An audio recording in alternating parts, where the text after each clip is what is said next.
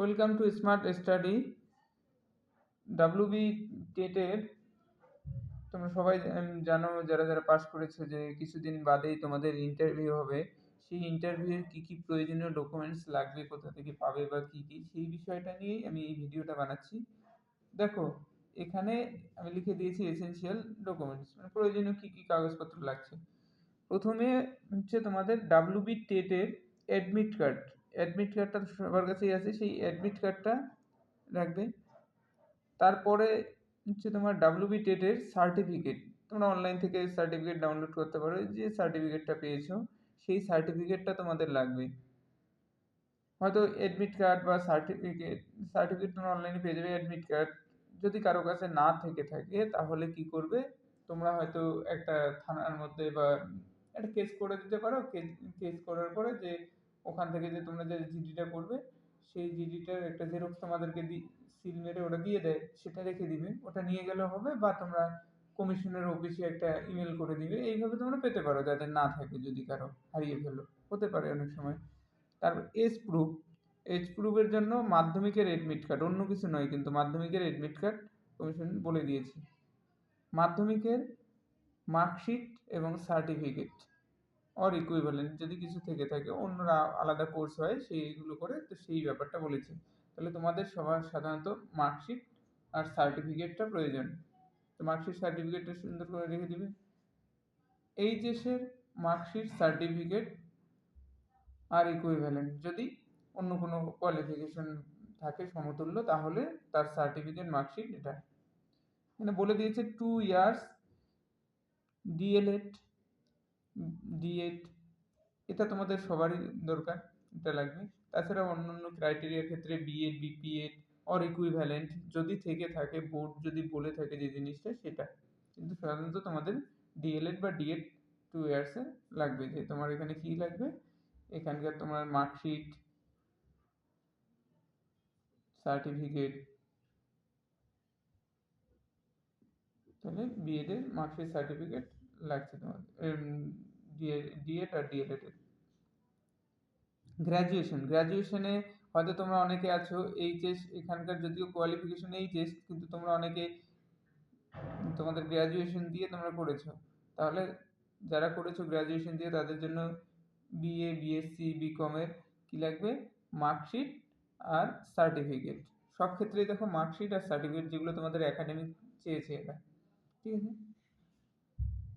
Identity proof হিসাবে লাগবে Aadhaar card, voter card or others valid ID proof যদি থেকে থাকে, এইগুলো বা আদার্স অন্য কোনো ভ্যালিড আইডি প্রুফ লাগবে তোমাদের।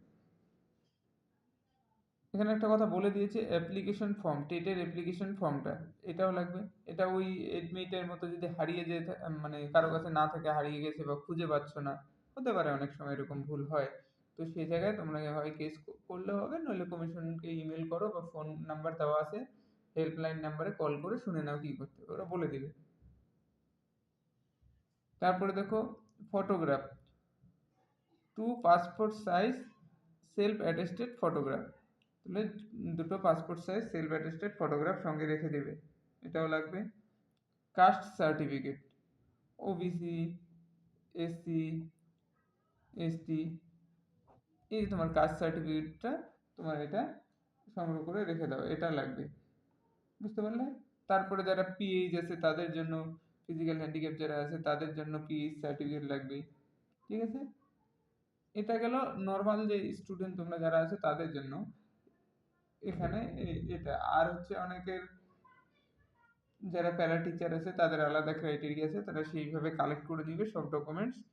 আর যেটা বলছিলাম আর একটা কথা, যে তোমাদের এই যে এক্সাম দিচ্ছ, তোমাদের হচ্ছে ইন্টারভিউ। অনেকে আমাকে বলেছিল এর আগে যে কীরকম পোশাক পরবে, পোশাকটা একটু, হ্যাঁ আমি আজকে পোশাকটাও বলে দিব, এখানেই বলে দিচ্ছি যে পোশাকটা তোমরা পরবে, ছেলেরা নর্মাল কালারের প্যান্ট আর শার্ট ইন করবে। আমি যেটা বলবো সবাইকে ইন করবে, ইন করে প্যান্ট শার্ট, বেল্ট, একটা সুন্দর একটা বেল্ট পরবে, ঠিক আছে। এই বেল্ট পরবে, মার্জিত, মানে তোমার একটা মার্জিত পোশাক থাকবে, সুন্দর একটা নর্মাল ঘড়ি পরবে, স্মার্ট ওয়াচ পরবে না, বলছে নর্মাল যে ঘড়িগুলো সেই ঘড়ি পরবে, সুন্দরভাবে ইন করে দেবে। আর একটা জিনিস, যে তোমরা যে প্যান্ট পরছো, শার্ট পরছো, ইন করছো, এটা পরীক্ষার দিন মানে তোমরা ট্রাই করো না। ২ দিন ৪ দিন আগে থেকে এটাকে পরে দেখো যে তোমার কোনটা কমফোর্টেবল লাগছে। হয়তো একটু হাঁটাহাঁটি করলে। কারণ ওইদিন মাথার মধ্যে তোমরা কোনো প্রেশারই নিবে না। যে মনে হতে পারে যে আমি এটা ইস! আরেকটা ওই শার্টটা পরে আসলে ভালো হতো বা আলাদা প্যান্ট পরলে ভালো হতো। তো সেটা তোমরা ১ সপ্তাহ আগে থেকে যখন হচ্ছে তোমাদের ভাইবার ডেট দিয়ে দিবে তখন থেকে তোমরা ওটা উম বাড়িতেই প্র্যাকটিস করো। ওটা একটু হাঁটাচলা করো, দেখো, নিজের মতো করে ওটা করে নাও।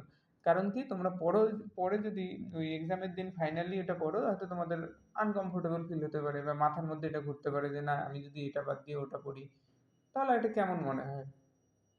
তো তোমরা আগে থেকেই প্র্যাকটিস করো। আর ওটা প্যান্ট শার্ট নরমালি পরো। খুব চাপা পরো না বা খুব ঢিলাঢালা পরো না। একটু ফিটিং করে পরে নাও। Formal pant shirt. কেউ জিন্স ফিন্স পরো না, ফরমাল প্যান্ট শার্ট পরো। ঠিক আছে? এটা থাকলো। আর জুতো এরকম পরো, ভালো দেখে একটু জুতো পরো। ঠিক আছে? আর হচ্ছে মেয়েদের ক্ষেত্রে মেয়েদের জন্য আমি প্রেফার করব শাড়ি। মেয়েরা শাড়ি পরো। শাড়িটা হয়তো খুব একটা ডিপ না, হালকা একটু কালারের পরো। খুব ডিপ অনেকে রেড পরে ভাইবার বোর্ডে অতটা ডিপ রেড পরার দরকার নেই। তোমরা হালকা হলুদ বা আলাদা কোনো ব্লু বা ওরকম বেগুনি টাইপের বা যেরকম হয় মেয়েদের হালকা শাড়িগুলো সেই টাইপের শাড়ি পরো। শাড়ির সঙ্গে তোমরা ম্যাচিং ব্লাউজ পরতে পারো। যেটা অনেকে খুব শর্ট টাইপের না, একটু হাতাওয়ালা নিতে পারো। ফুল হাতা যদি পরতে চাও সেটা তোমাদের কমফোর্টেবল এর উপর নির্ভর করছে। কিন্তু নরমাল একটা মার্জিত পোশাক পরো, শাড়ি পরো, শাড়ির সঙ্গে ম্যাচিং ব্লাউজ পরার চেষ্টা করো। তোমরা পারলে তোমরা হাতে ঘড়ি পরে দিও। আর মেয়েরা অনেক সময় হয়তো অনেকে আছে যে তারা হিল পরে যায়। দেখো, তোমরা হয়তো অনেকে হাইট মেইনটেইন করার জন্য পরে। কিন্তু দেখো হিল পরো সেটা আমি বলব না। অনেক হিল আছে যে মেয়েদের অনেকটা আওয়াজ করে যে এরকম ডিস্টার্বেন্স যাতে না হয় সেই টাইপের তোমরা হিল পরবে।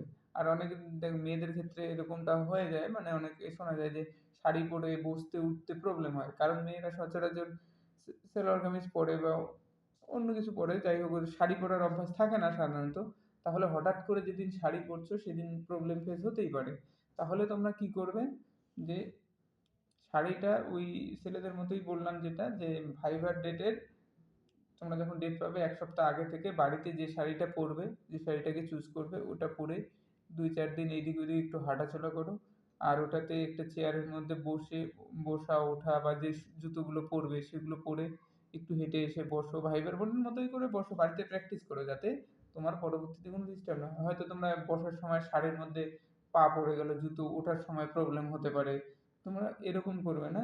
আর তোমাদের শাড়ির সবকিছু দেখে শুনে তোমরা পড়ো। এইভাবে তোমরা একটা ফর্মালিটি মেনটেন করো। ঠিক আছে? যাই হোক সবাইকে best of luck. Thank you.